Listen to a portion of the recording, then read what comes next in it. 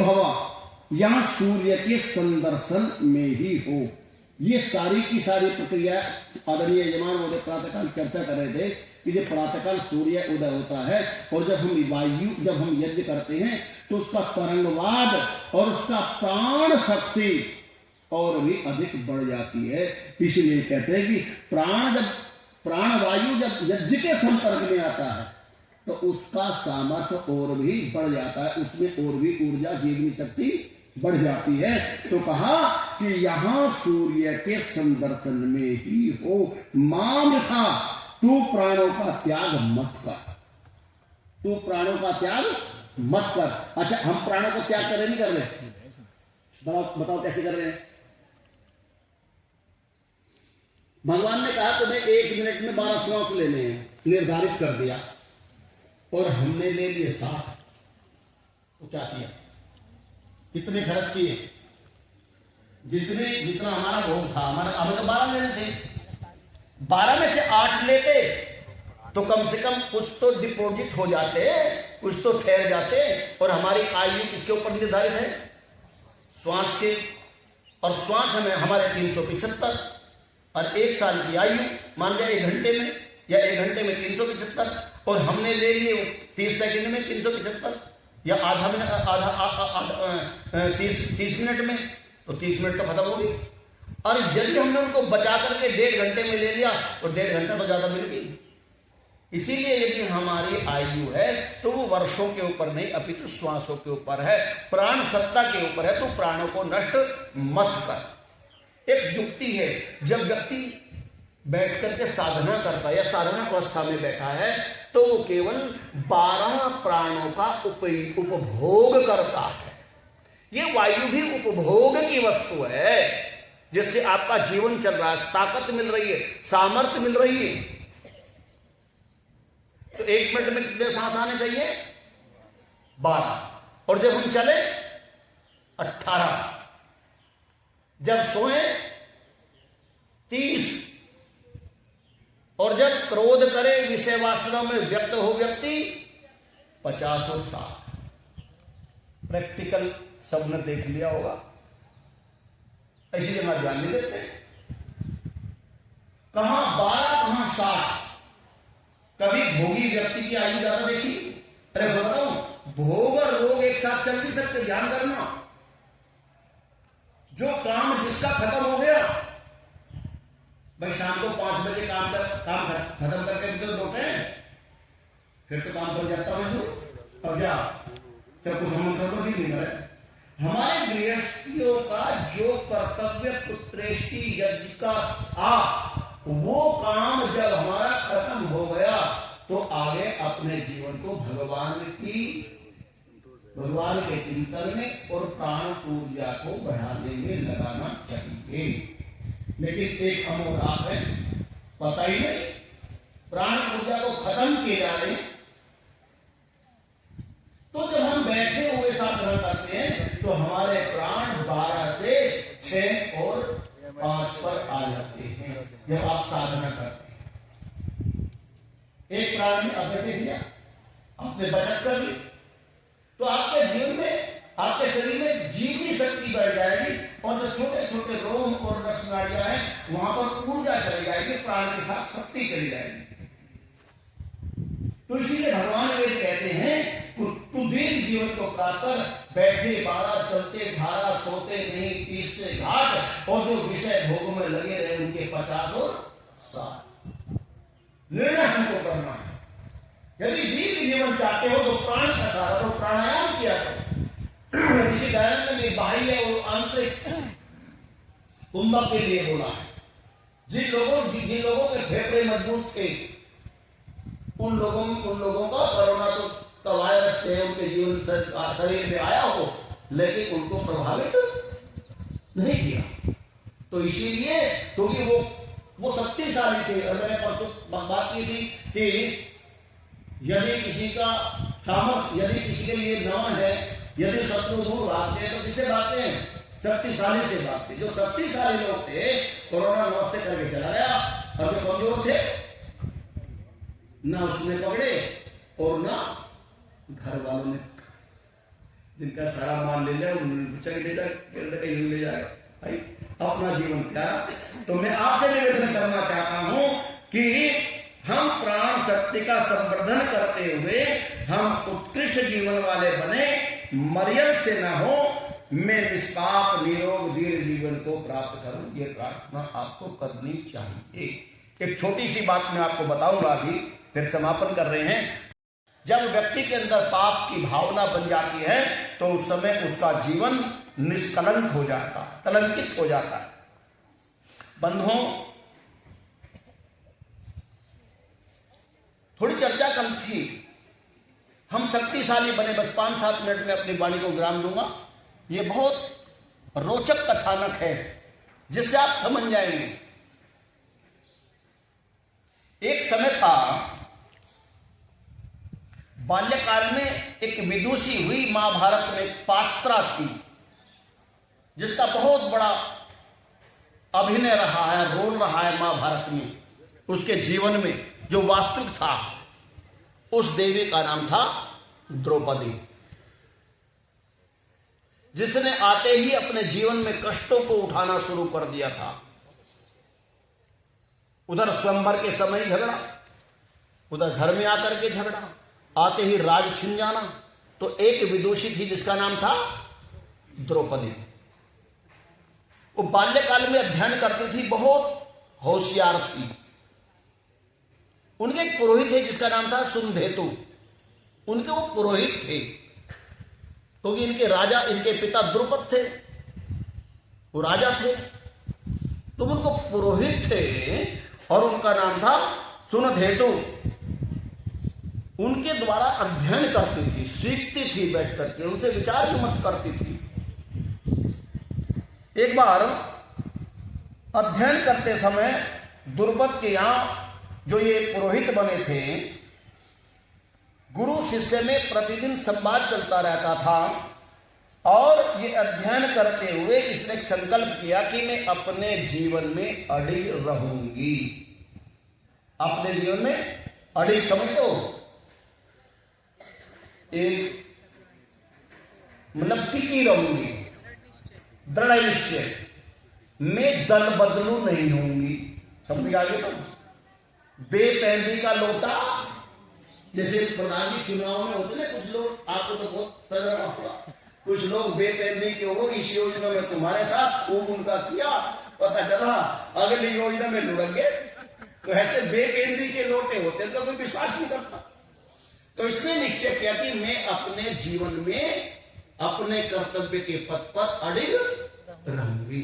इतना सब कुछ हो गया, लेकिन द्रौपदी कभी पीछे नहीं उठी, हटी न समझौता ही किया। दुर्योधन कितना शक्तिशाली था।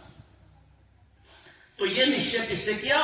अपने राज पुरोहित से किया, जिसका नाम सुनधेतु था।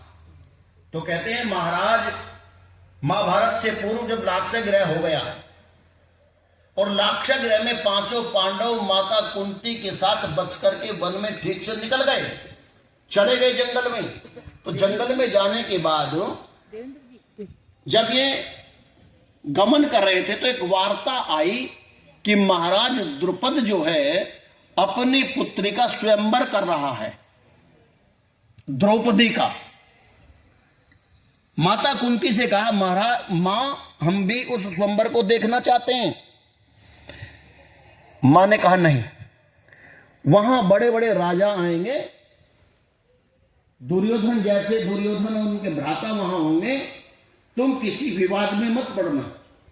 मैं नहीं चाहती कि तुम विवाद में पढ़ो, क्योंकि तुमको देखकर दुर्योधन में ईर्ष्या पैदा होगी। तुमने कहा माता, तुम्हारा ये विषय नहीं है। और अपनी मां को तो कुंभकार के यहां छोड़ करके, समझा करके, संतुष्ट करके, वो राजा द्रुपद के द्वारा जो स्वयंवर किया जाना था उसकी ओर उन्होंने गमन किया। महाराज द्रुपद पहले से चाहते थे कि मेरी बेटी द्रौपदी का विवाह संस्कार इसके साथ हो, अर्जुन के साथ हो, और ये चर्चा प्राय परिवार में चलती है, अब भी चलती है।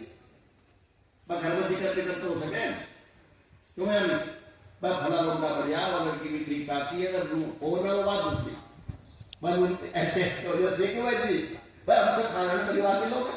तो ये चर्चा द्रुपद के परिवार में चलती थी।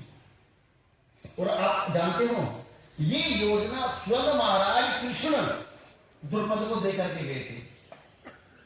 प्रस्ताव रख के चले गए तो धीरे से छोड़ के वो जैसे हमारे जजमान को जाएंगे छोड़ दे, धीरे से छोड़ कर चलते पड़े करो संभालो टाइम खा रहे हफ्ते रह गया अपना क्या इन्हें तो पकड़ लिया करो। हाँ जी बताओ हमें पकाओ पूरा नहीं चलेगा। तो युधिष्ठिर को जो मैंने क्या कहा द्रौपदी के विवाह का प्रस्ताव स्वयं योगेश्वर कृष्ण ने द्रुपद के सामने रखा था। और द्रुपद के सामने रखने के बाद ये कहा था तुम स्वयंवर करना, और ये संकेत करके वो चले गए थे। उन्होंने कहा कि पांडव तो लाक्षागृह हो गया, वो तो जल गए। इसने कहा द्रुपद ने श्री कृष्ण को, वो तो जल गए। उन्होंने कहा कृष्ण कहते कि मेरा मन नहीं मानता कि पांडवों को कोई नष्ट कर सके। मेरा क्या कमाल की बात है, साफ बात नहीं कर रहे, पता था सब कि मेरा मन नहीं मानता, आप स्वयंवर करो, वो जरूर आएंगे, वो जरूर आएंगे। तो उन्होंने स्वयंवर किया। स्वयंवर में कर्ण, दुर्योधन, राजा महाराजा अनेक लोग पहुंचे। और वहां पहुंच करके पूरी की पूरी तैयारी जब चल रही थी तो पता चला कि वहां एक वैज्ञानिक थे। उन वैज्ञानिकों ने एक यंत्र बनाया था कि उस यंत्र में एक मछली का चिन्ह बनाया और वो 7,500 चक्र एक क्षण भर में आते थे। और उसने मैं प्रयत्न करूं,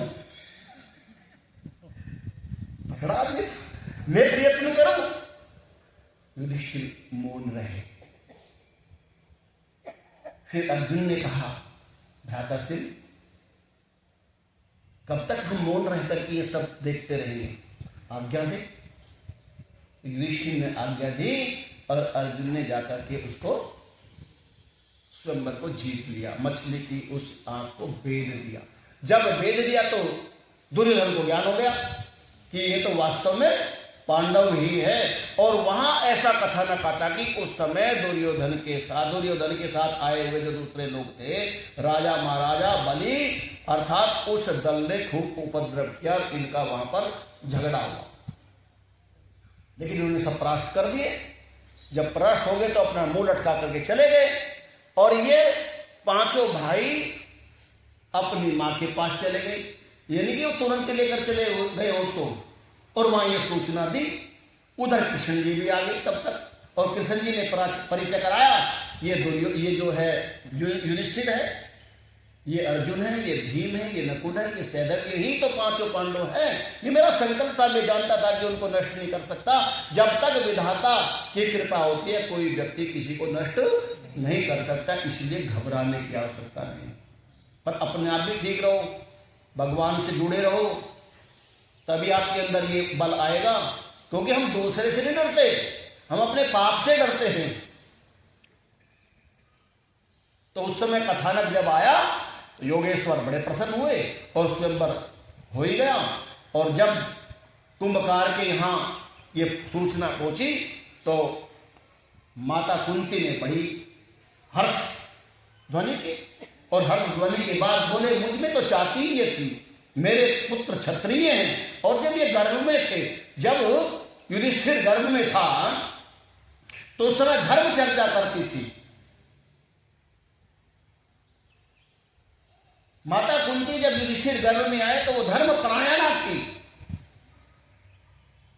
और जब भीम उनके गर्भ में आए तो तब वो शक्ति का संचय करती थी। इसी प्रकार से जिस जिस पुत्र में जो जो गुण थे उस प्रकार का अभ्यास अपने जीवन में माता कुंती करती रहती थी। माता कुंती क्षत्रिय थी तो उसने कहा क्षत्रिय पुत्र जो हो ऐसा तो करते ही। तो प्रसन्न हुए। उन्होंने ये नहीं कही कि माता जी हम एक चीज लाए हैं, बोले बांट लो आदि आदि, ये सब गप है। इतनी मूर्ख हो रही थी वो, उसने देखा भी नहीं। आदि आदि बांट लो, फिर उसके ऊपर एक बड़ी कहानी बना दी ना, 5 पतियों वाली।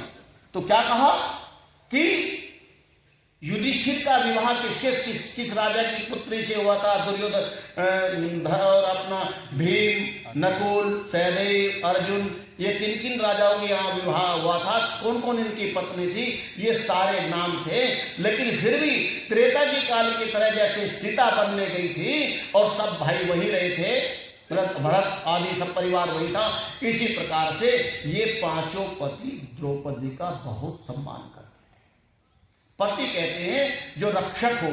अच्छा, कई एक घर में कई भाई हो और जो बड़ी भाभी होती है, मान जा, कितने लोग उसका सम्मान नहीं करते, कितना सम्मान करते हैं, जो कहती है वही करते हैं, पर उस बहुत परिवार है अभी भी ऐसा मानते हैं।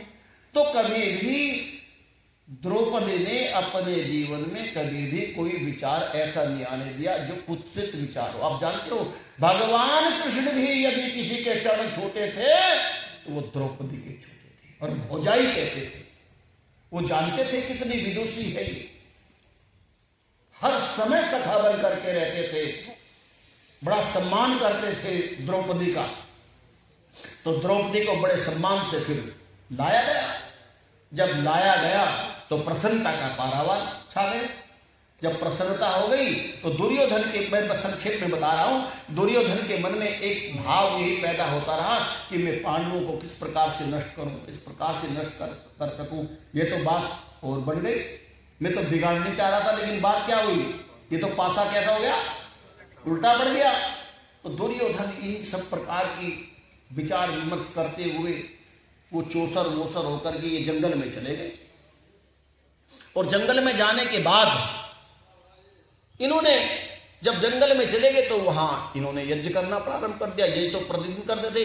पूज्यपाद गुरुदेव कहते थे कि द्रौपदी जब बाल्यकाल में थी, बाल्यकाल से लेकर मृत्यु पर्यंत एक दिन भी ऐसा नहीं था जो यज्ञ न किया हो।